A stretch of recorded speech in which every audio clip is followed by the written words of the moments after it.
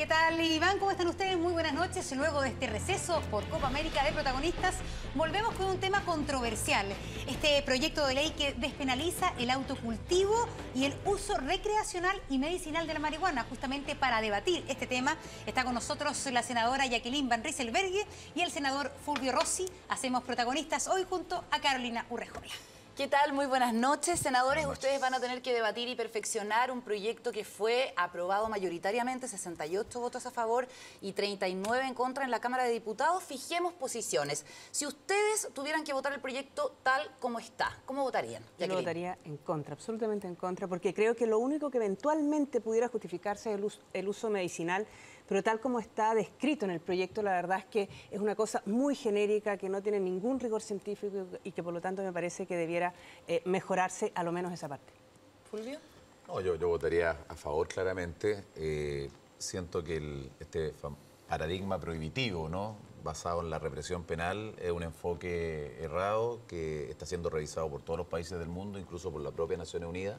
Si queremos realmente bajar el consumo en menores, tenemos que preocuparnos de la prevención, y legislar significa regular, ¿ah? No es hacer cualquier cosa. Creo que la política actual ha fracasado en Chile. El consumo se ha ido subiendo. Sí. Pero justamente uno de los temas que más preocupa en esto es que el consumo en menores de edad ha ido aumentando. Este proyecto de ley permite, por ejemplo, sin ningún permiso previo, que en cada una de las casas hayan 6 plantas, 6 matas de marihuana. ¿Cómo se evita finalmente que los menores de edad tengan acceso a la marihuana si las plantas están en la casa? Y lo que es más grave todavía en relación a eso es que se le quita la percepción de riesgo. Es decir, hoy día los niños, los jóvenes, hay encuestas que demuestran que perciben la marihuana como menos dañina que el cigarro, por ejemplo. Y lo cierto es que eso no es verdad.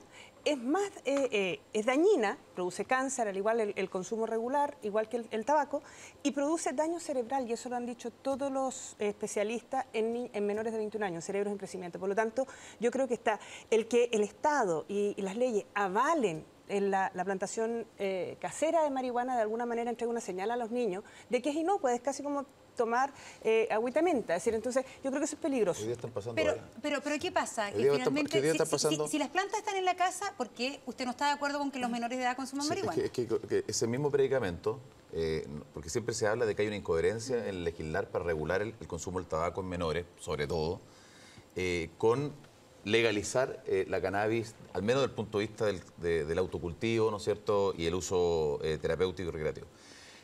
Yo pienso que desde esa perspectiva lo fundamental, si queremos realmente bajar el consumo, es la prevención, es la educación, y hoy día, con la prohibición, con la represión penal, ocurren dos cosas básicamente. En primer lugar, que el consumo se ha disparado.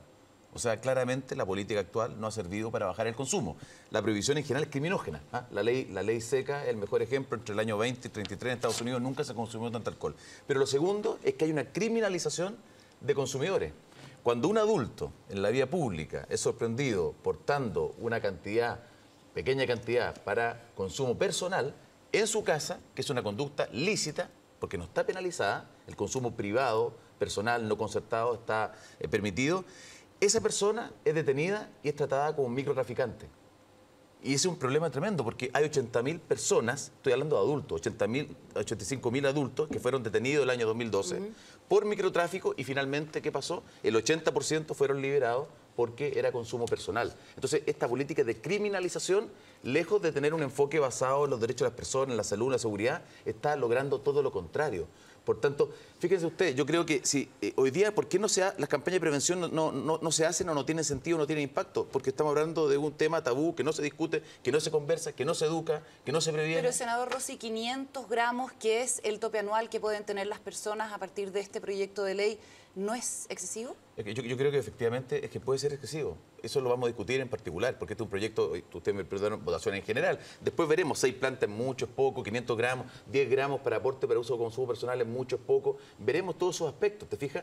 Pero aquí nadie está hablando de consumo de niños, nadie está hablando de hacer apología a través de los medios de comunicación o hacer publicidad, nadie está hablando de fumar en la vía pública o frente a menores, ¿te fijas? ¿Senadora? Sí, pero lo que sucede es que al final, en la práctica, lo que se da, y de hecho hay algunos estudios de la Organización Mundial de la Salud que demuestran que cuando se liberaliza el consumo de marihuana, quienes más aumentan el consumo son los menores de 21 años.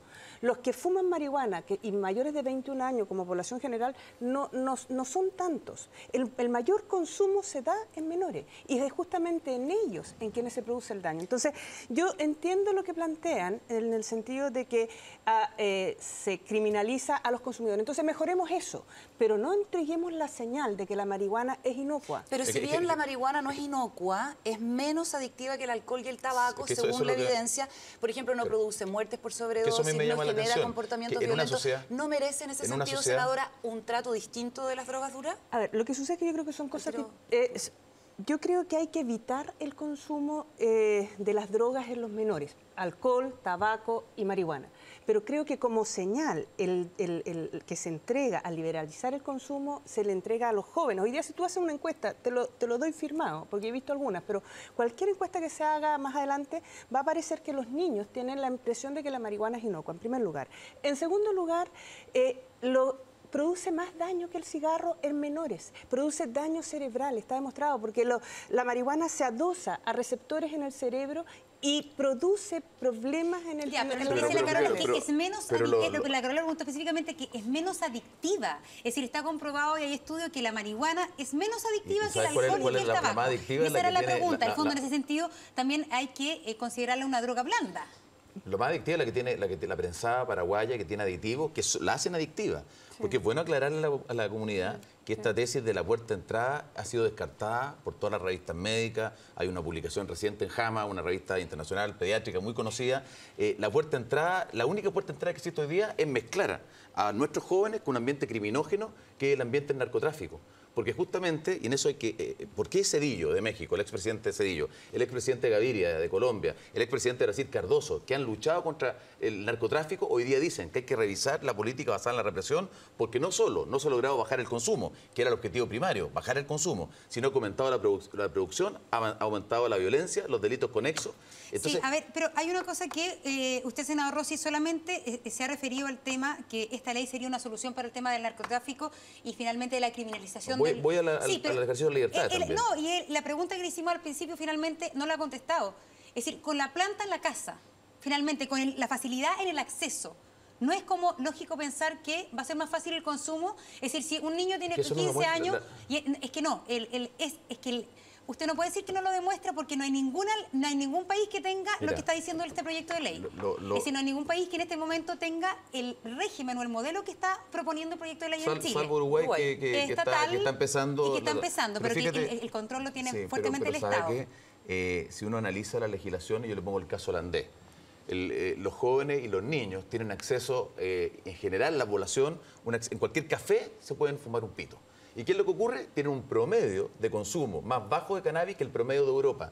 A contrario censo, Estados Unidos, el paradigma de la prohibición, son los que exportaron a la guerra a la droga, es el país que más consume. O sea, el principal mercado de la cannabis que se produce, y otras drogas como la cocaína, que se produce en América, es Estados Unidos. Entonces, es evidente que la restricción, la prohibición, la criminalización está muy por lejos de bajar el consumo y muy por el contrario, lo aumenta. Lo que necesitamos hoy día es una política abierta basada justamente en un enfoque de salud pública, porque el enfoque no está puesto en salud pública. Fíjate que el proyecto de ley hoy día le da la facultad al Servicio Agrícola Ganadero para que otorgue un permiso. Y hablemos precisamente de la postura de las sociedades médicas. Ustedes dos son médicos, traumatólogos, psiquiatras.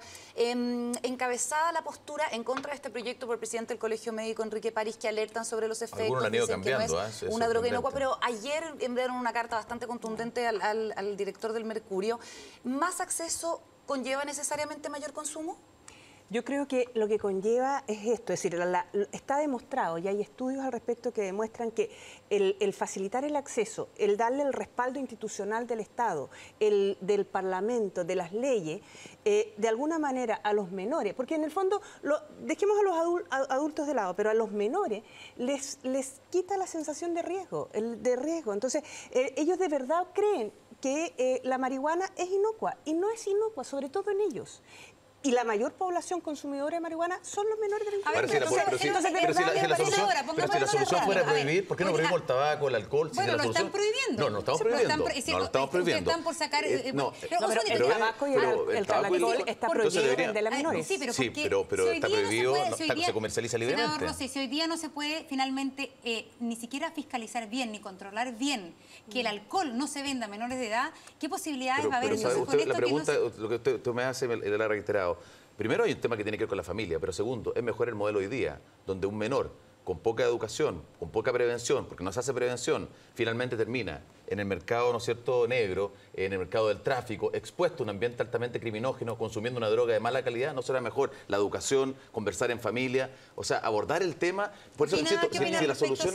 Yo estoy absolutamente en contra. Yo creo que el facilitarle el acceso a la droga, el que esté en la casa como quien tiene plantitas de huerta en el antejardín, a mí de verdad me parece que es quitarle la sensación de riesgo. Y eso está demostrado que va a hacerle daño a los niños. Por algo las sociedades científicas de neurología infantil, de psiquiatría infantil, de psiquiatría infantil han dicho que no está bueno. ¿Y tampoco le gusta, senadora, cómo está planteado en el proyecto el uso medicinal de la cannabis? Lo que pasa es que en el proyecto está muy genérico. Yo entiendo, yo creo que puede, de todos los usos medicinales, el que pudiera tener algún mayor resultado es en la epilepsia refractaria de niños.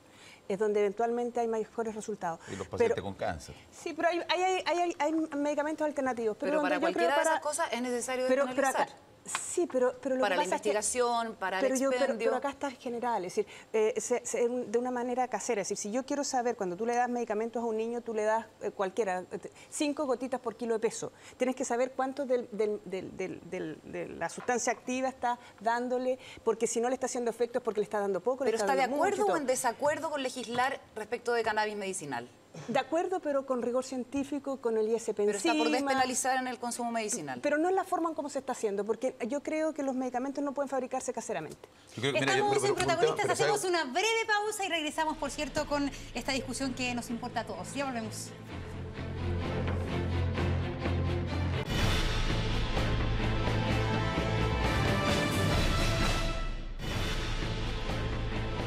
De vuelta entonces en Protagonistas, conversando y también debatiendo sobre la despenalización y el uso recreacional y medicinal de la marihuana.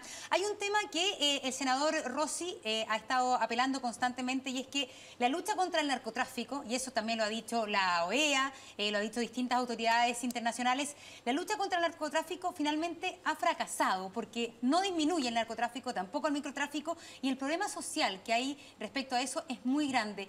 Pensando en ese diagnóstico, senadora, ¿usted no estaría por lo menos inclinada a pensar en la despenalización de la marihuana como una forma, como un nuevo modelo para enfrentar un problema que no logra solucionarse? No, porque yo creo que la despenalización de la marihuana no disminuye el narcotráfico, porque seguimos con el problema de la pasta base, que es feroz en las poblaciones, seguimos con el problema del resto de las drogas duras, y por lo tanto la marihuana es uno más. Es decir, los narcotraficantes van a seguir traficando drogas en las poblaciones tal cual lo están haciendo hasta hoy día. Sí, yo creo que en donde comparto con el senador que eventualmente pueden haber consumidores que son criminalizados. Entonces, mejoremos esa parte de nuestra legislación penal para poder evitar esa situación. ¿Cómo? Pero yo soy médico, no abogado, pero yo... No, pero la ley tiene que nosotros presentamos un proyecto con Jaime Orpi. Pero sí, con Jaime Orpi presentó un proyecto porque decíamos que la persona que es sorprendida comportando una cantidad pequeña, ¿no es cierto?, mínima, se presuma, ¿no es cierto?, consumo personal y no microtráfico para no criminalizarlo. En cualquier sustancia, marihuana, pasta base, cocaína, bueno, de hecho, fíjate tú que ninguna de estas drogas está penalizado el consumo personal. Pero si hay un tema que no hemos hablado y a lo mejor se va a pasar el tiempo, el tema de la libertad del adulto de decidir, incluso respecto a sustancias que pueden ser nocivas para su salud, como el tabaco y el alcohol. Porque la pregunta que yo hago, si la solución a estos problemas es la prohibición total, ¿por qué entonces no declaramos ilícito el alcohol y el tabaco? Claramente esa no es la solución.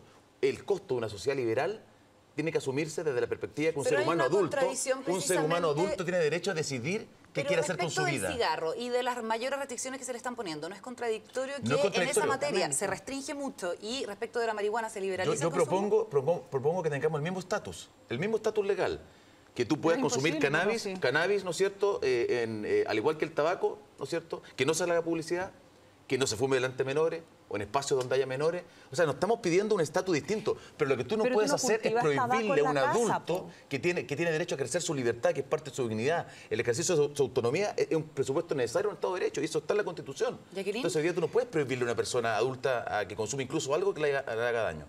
Absolutamente de acuerdo, pero lo que pasa es que tú no consumes, no cultivas tabaco en tu casa. Y si vas a cultivar marihuana, pero entonces si está de acuerdo, estaría de acuerdo quizás con despenalizar la marihuana, pero con otro modelo, como el modelo de Estados Unidos de Colorado, por ejemplo. No, porque ahí tampoco. Lo que yo estaría de acuerdo es en lo que planteaban Orpi, porque yo conocí, leí ese proyecto que lo presentó con Fulvio. Definir claramente quiénes son los consumidores para que no se genere todo este problema que normalmente se genera.